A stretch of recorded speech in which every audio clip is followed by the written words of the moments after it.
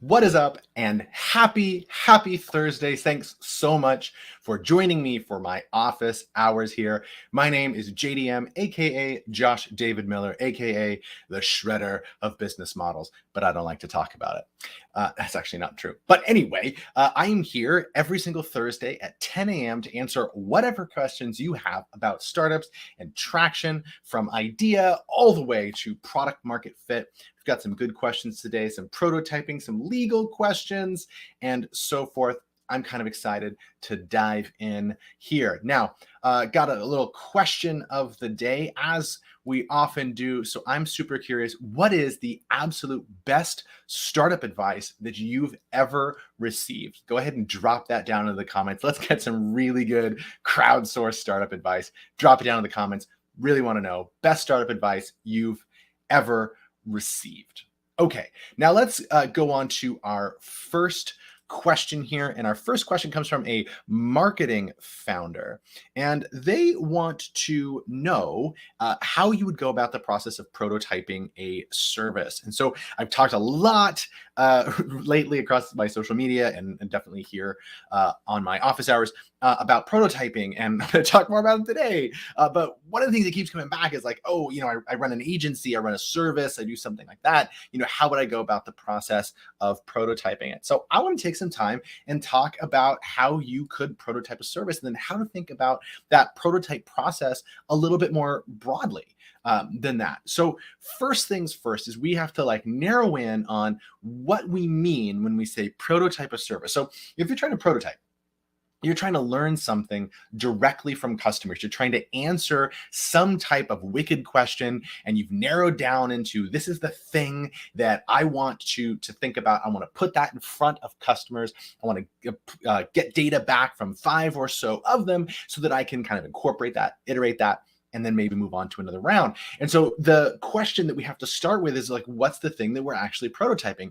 You don't prototype an app any more than you prototype a service. It's just too broad of a category. So we got to narrow in on what the thing is. And so I want to come at this from two completely different sides.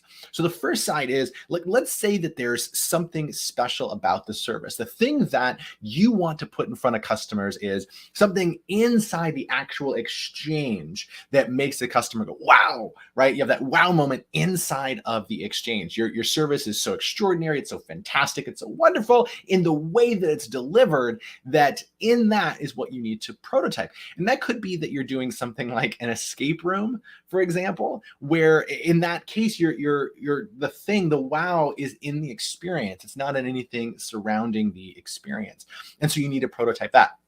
And there are lots of ways that you can go about prototyping that type of thing. So I'm going to come back to that in a second, but that could be if you're actually prototyping the thing.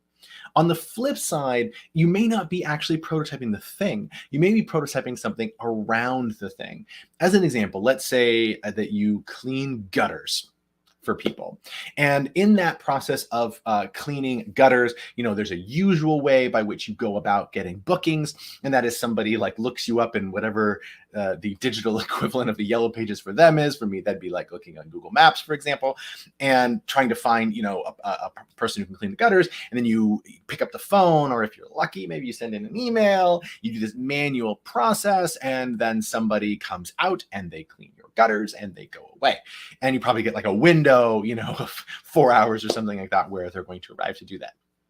So, and that's not even getting into payment, right? It's like this legacy process. And let's say that your service was going to innovate on that by changing the way that process actually happens. So the gutter cleaning stays the same, but in this case, you can Calendly go online, book somebody to come in. You get the whole fancy quote that's based on satellite footage or whatever of your house, and it books a time when they're going to come. You pay in advance. They come, they do the gutters, they leave. You get a text message to leave a review, and you do because you're a nice person, right? And you kind of move on from that. In this case, the wow moment from a customer isn't gonna be the clean gutters, because that's not what's different. The differentiation here is in how you went about the booking process. So it makes much more sense to actually prototype that or some part of that process, because that's what's going to make you stand out. It's not the fact that you clean gutters. You still have to be competent at that, and that's how you get, referrals, and that's how you get people coming back, over time, so you get retention. But it's not how you're getting customers in the first place. It's not what's making you stand out. So we have those two different sides of this prototyping a service thing. We have the idea that we could be prototyping the service itself. The actual service is where we are unique. It's where our wow moment is. And so therefore we need to prototype that. On the flip side, it could be that there's something around the service that we want to prototype, because that's where our wow moment is. It's not in the service itself, it's in the booking in our example. Okay. All right.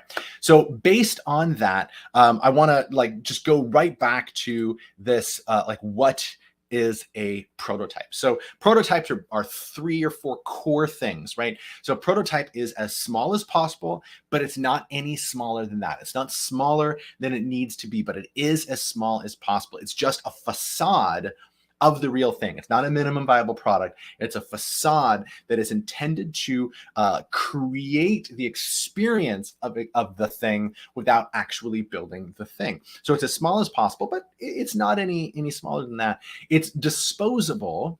This is really important. This is where we want to throw it away when we're done. Whatever we build, whatever we put in front of customers, whatever we use to get data back, we are gobbling it up and round filing it, binning it when we are done. That takes away all of the psychological pressure, the sunk cost fallacy, and everything else that comes into play when we don't do that. So we're setting up from the outset that this is as small as possible, where it's just a facade. We're going to throw it away when we're done. We're just using it to acquire data, but it does have to be realistic enough that we kind of enter into that Goldilocks zone of quality. And I've talked before about different ways that you can go about the prototyping process. And this is where we can take a big list of all the many ways that we can prototype and start applying it to those two categories. If you're the actual service, or if you are the booking around the service.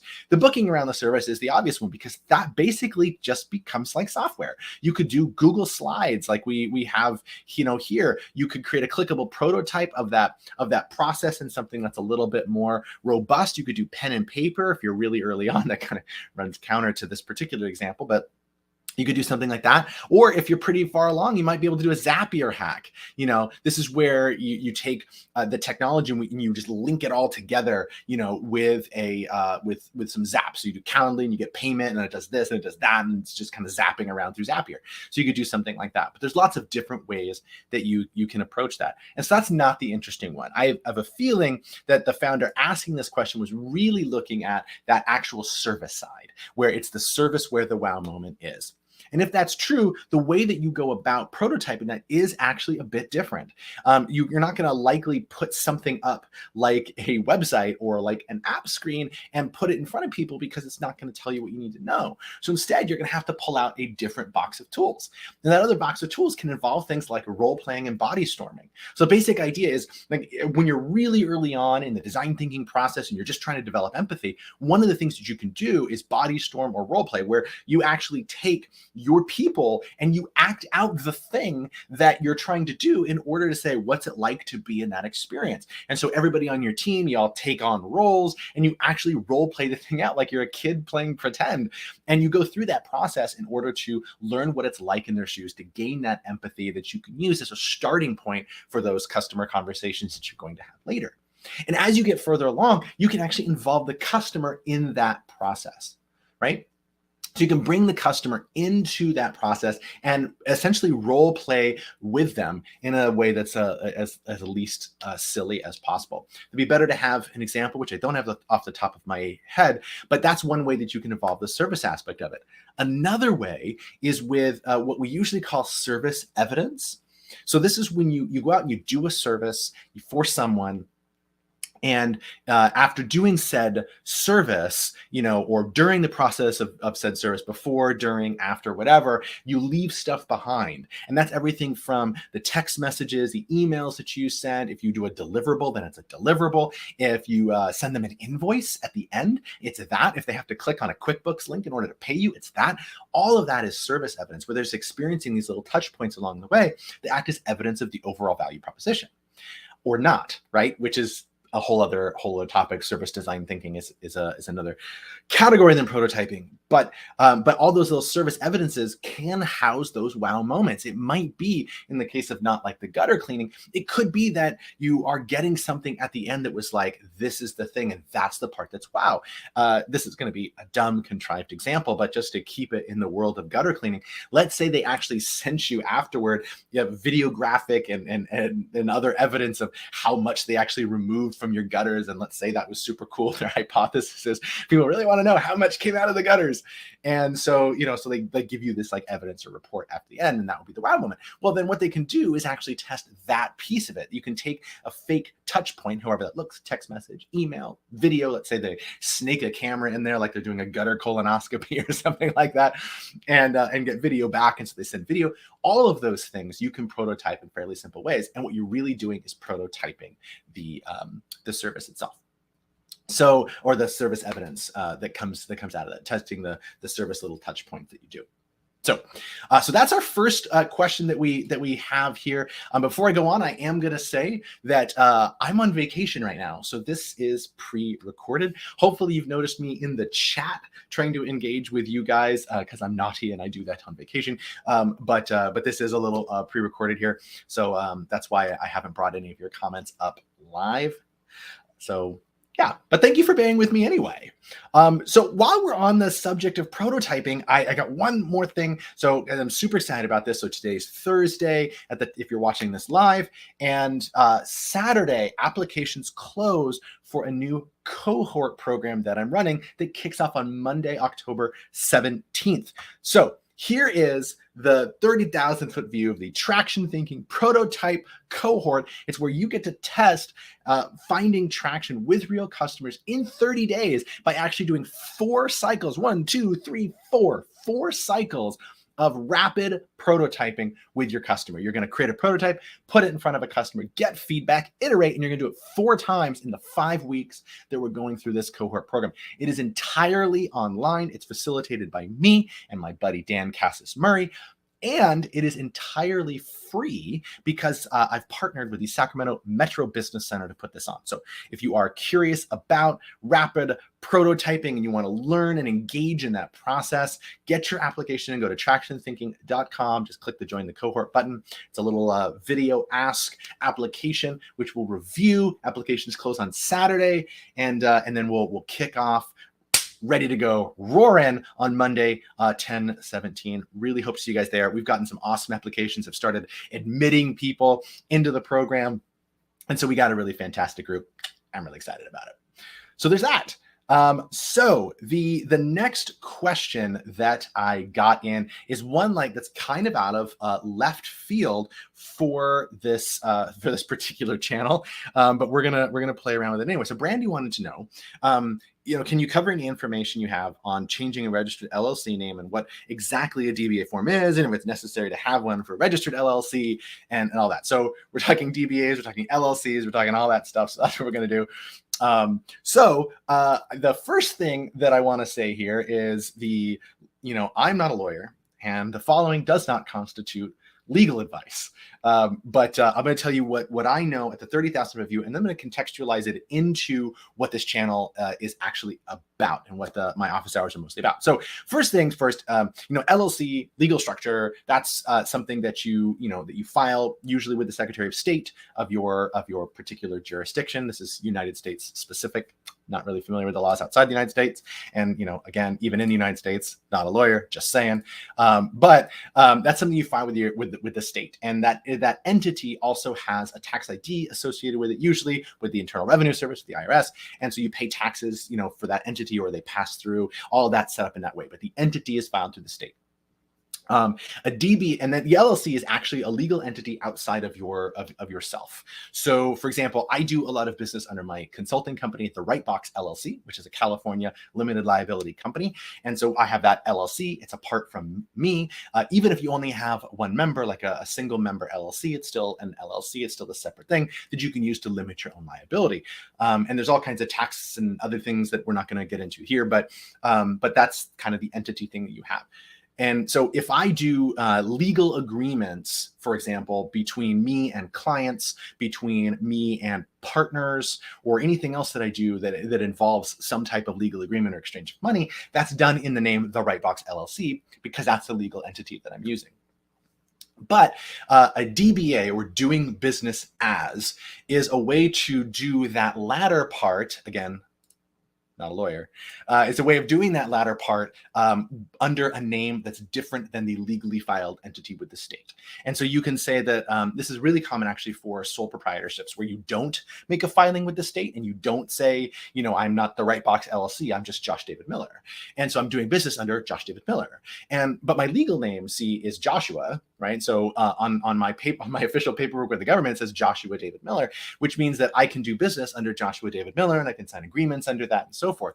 But if I want to start doing work outside of that, and let's say I have a company, let's say The Right Box, that I didn't do as an LLC for whatever reason, I just wanted to run it as a sole prop, then I would need to file a DBA, and I think that's usually at the county level. So it's much lower on the jurisdictional hierarchy. Much more local. And so you can file a DBA to let the government know that, I am Joshua David Miller doing business as JDM, or doing business as The Right Box LLC, or whatever it is. So you can file DBAs that way. And so back to the question, which was, on LLC names, what a DBA is. We talked about those, and if it's necessary to have one for registered LLC. So that's two things: changing the name of the LLC, and if it's necessary to have one for registered LLC. So again, I'm not going to tell you what is legally required or legally not required. That's not within my purview as not a lawyer. But I will say, like, if you're doing your business under the name of your LLC, then that goes against the idea of the DBA. You shouldn't need a DBA because you're not doing business as anything other than the original entity. So I do business under The Right Box LLC. So that's how I need to work there. So that's the loose answer. If you're doing business under the name of your LLC, probably not. If you're trying to rename your LLC, that's going to be different state to state, because again, these entities are filed through the state. Most of the time, it's through the Secretary of State's office, I think, in most jurisdictions in the United States, including California, where I am. So you would file something with the Secretary of State that says you want to change your name, and there might be fees associated with that, and all kinds of stuff. So, but that doesn't mean that your LLC name, the official state name, is the one you have to put on your website, for example. That those two things don't have to be that at all. In which case, if they start deviating from there and you start doing legal paperwork underneath those, maybe you need a DBA at that point or something. But I'm not going to answer that legal question about whether or not you need one. But that's sort of the loose parameters I'd put around that, Brandy. But the other thing I'd say is, like, this is the kind of thing you want to ask your lawyer, maybe ask your accountant as well, because there's probably some accounting things, not with the DBA, but with the LLC and the filing and all that they might be able to help you with. So if you really need to know that information, I would definitely check with your attorney. If you're at the stage in your company where it doesn't make sense to check with an attorney, then I would say this is not an important question to focus on right now.